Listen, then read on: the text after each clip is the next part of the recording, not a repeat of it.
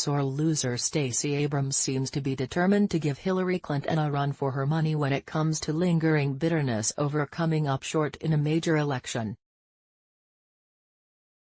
Abrams, who lost the Georgia gubernatorial race fair and square, continues to insist that she was cheated by an unfair system that she decries as being rigged in order to keep black candidates like herself down, and is traveling the country to fan the flames of racist resentment that have consumed the Democratic Party.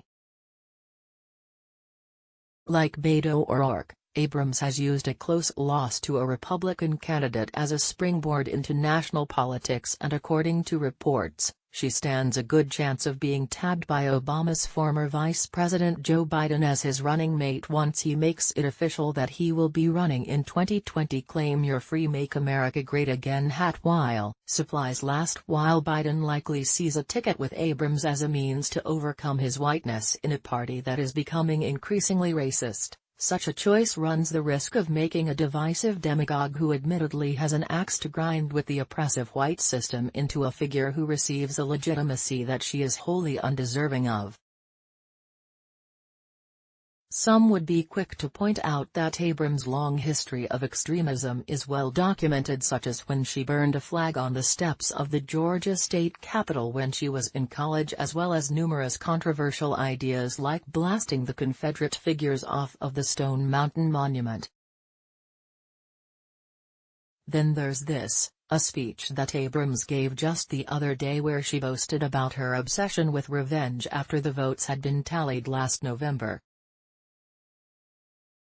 Nationwide poll: do you stand with Judge Jeanine? Sore loser discusses plotting for days after Georgia election. Revenge can be very cathartic. https://t.co/tepl9nrsen, Free Beacon, at Free Beacon March 20, 2019 via the Washington Free Beacon. Abrams discusses plotting for days after Georgia election. Revenge can be very cathartic. Defeated Georgia gubernatorial candidate Stacey Abrams said Tuesday she spent the 10 days between Election Day and her non-concession speech plotting, telling an audience revenge can be very cathartic. Abrams has claimed for months that Georgia Gov. Brian Kemp, R., used voter suppression methods as Secretary of State to win, and she essentially deemed his victory illegitimate. She refused to concede on election night in hopes of forcing a runoff, and despite eventually losing by more than 50,000 votes, Abrams said the election was an erosion of our democracy. Speaking at Vanderbilt University in Nashville, Tennessee, as part of the college's annual lecture series, she talked about her efforts to improve Georgia elections and her defiance of the usual graceful attitude of a defeated politician. Exclusive Trump 2020 coin. Yours free. Additional details on Abrams' shocking statement about revenge via the Atlanta Journal-Constitution. One of your insiders was on the Vanderbilt University campus in Nashville on Tuesday, when Abrams spoke of how she decided to end her campaign for governor after last year's November 6 vote. I don't concede that I lost. I acknowledge that I'm not the governor of Georgia, she said. That's made plain every day I don't walk into the governor's mansion.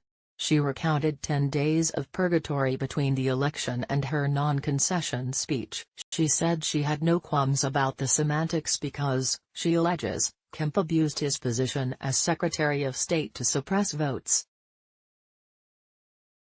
It is a charge that Kemp vehemently denies. I upend the tradition of politics where you're supposed to be genteel, say everything is fine. I didn't do that, she said, adding, I could fight just to fight, but the minute it becomes about me, it becomes a vanity project.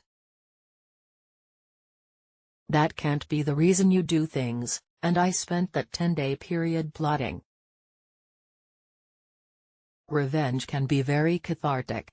Some may find that more than a bit scary if Biden does tab her as VP and goes on to win the presidency. The real horror is that if the elderly white dude croaks in office, that it would open the door to a lunatic like Abrams, who in addition to bearing more than a passing resemblance to notorious Ugandan dictator Idi Amin, would most certainly adopt his governing style. One of the most extreme voices in the unhinged Democratic Party belongs to Abrams, and she is representative of who they are.